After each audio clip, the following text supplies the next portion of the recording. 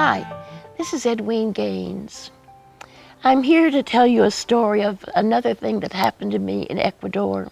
If you heard the story about the shaman before, this was on the same trip.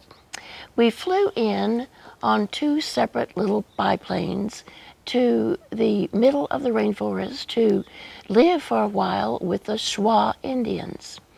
And we were instructed before we arrived that we were not to look into the eyes of a member of the opposite sex, because that seemed to be an invitation for them to join you in the evening in your bedroom.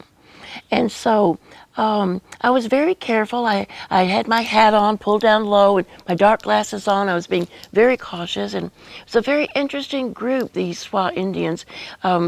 Never been defeated, a tribe that's never been defeated.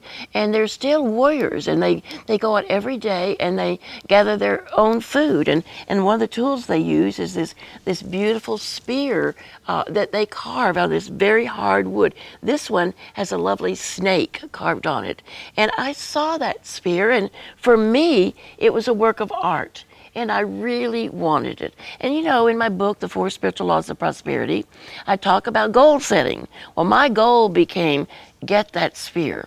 And so, because I could not talk to the member of the opposite sex with my hat off and my glasses off, and I did not speak the same language, I had to learn a way or find a way to communicate with him so that he could understand. And so I began pointing to the spear and pointing to my boots, hoping that he would trade with me. Well, as a matter of fact, he wanted my boots. And so we had a really lovely trade. And I came home with the spear that I wanted, and he was very happy with his boots.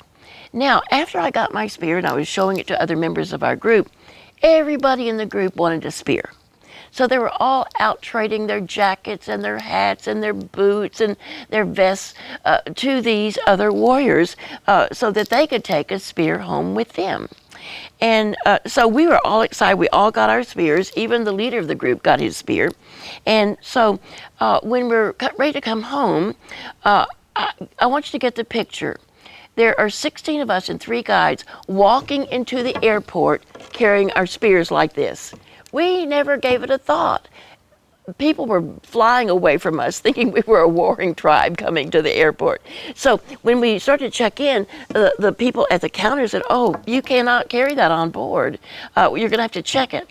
So we were running around finding newspaper and tape to wrap these up to check our spears. And so I asked the leader of the group, who was also a shaman, would he like for me to wrap his spear for him and tape it up so that we could check it? He said, "Oh, no."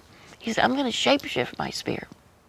I said, "Okay, I want to see this." So I stuck with him next to him like glue for the rest of until we got on board the plane. So I check my spear in, and I stand around until he gets up to the counter, and he's got his spear there standing up so the person can see it. And the airport counter person said to him, "Sir, that is the most beautiful cane I have ever seen in my life." Now, that was a spear, but she saw a cane. I couldn't believe it. So, okay, wait till he gets on the plane, then they'll catch him. So we go and we're boarding the plane. I'm sticking next to him. I've got to see what happens here. He walks in the door with his spear held up right next to him, and the attendant at the door says exactly the same thing. "Sir, that is one of the most beautiful canes I've ever seen in my life."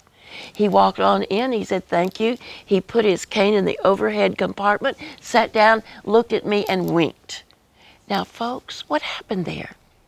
Do you realize that your perception is your reality? How you see things is how they are for you. It's a wonderful thing to know that everyone may have a different perception of the same thing. Learn to trust your own perceptions. For you, they're real. Thank you for listening to my funny little story about my spear. I'll see you soon. God bless.